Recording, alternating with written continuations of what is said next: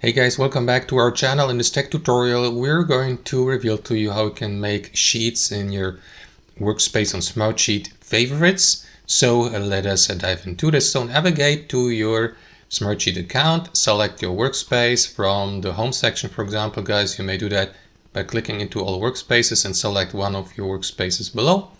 And on the next page, you will see a list of all sheets and dashboards listed under the given workspace. For example, if you go with this workspace here, if you go with this workspace, you will see, for example, let me just click into that workspace. You will see all dashboards and sheets here. So you can apply the favorites feature to both to workspace items such as dashboards and project sheets by clicking into that star icon here, as well as to workspaces. Simply navigate back to workspaces and click into that star icon here to make the given workspace or the given workspace items your favorites. You may remove that status anytime by clicking into that star icon again.